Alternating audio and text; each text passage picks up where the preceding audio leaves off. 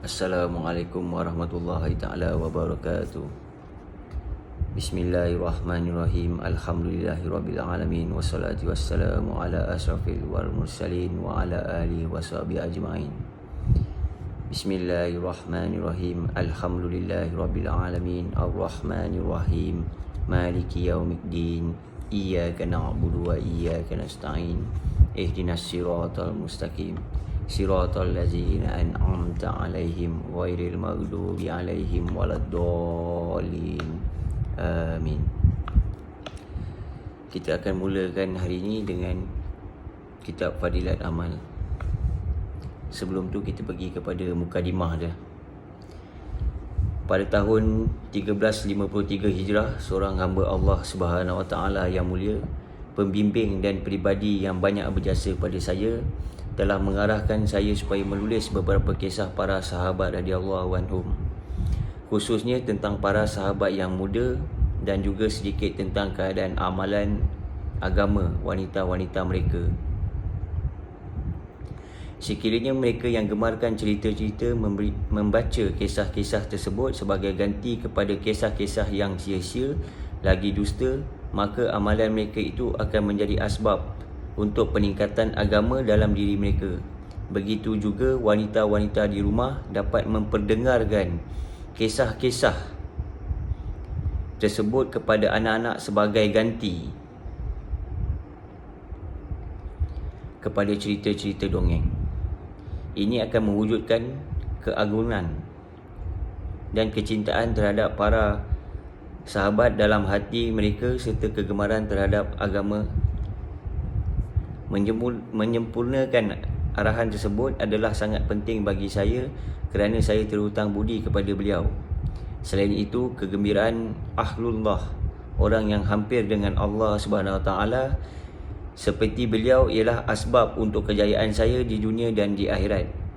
Dalam keadaan demikian pun, saya tidak menaruh harapan yang saya boleh menunaikan hikmat tersebut tepat sebagaimana diminta kerana kelemahan saya sendiri.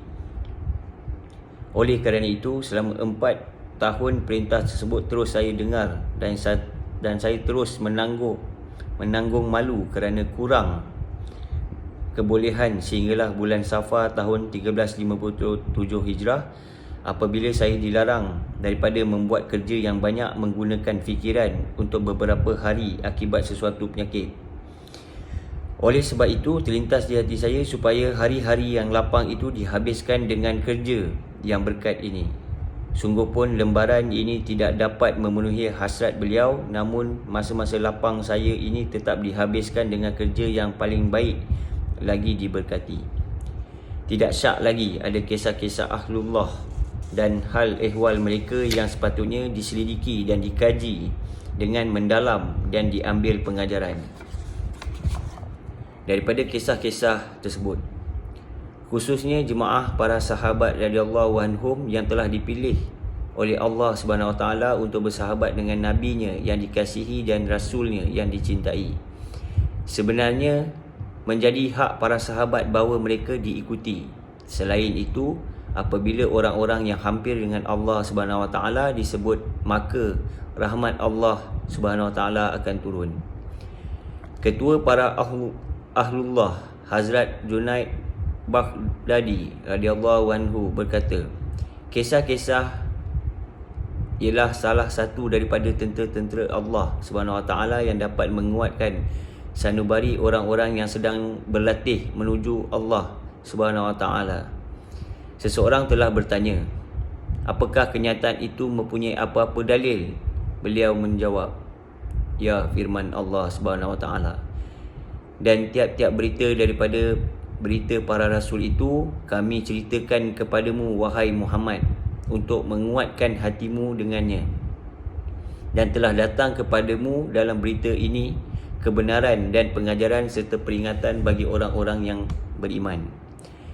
Satu lagi perkara yang perlu disematkan dalam hati ialah bahawa sama ada hadis Nabi SAW, hal ehwal para ahlullah, demikian juga kitab-kitab masail ataupun ceramah dan nasihat daripada mereka yang muktabar, dipercayai.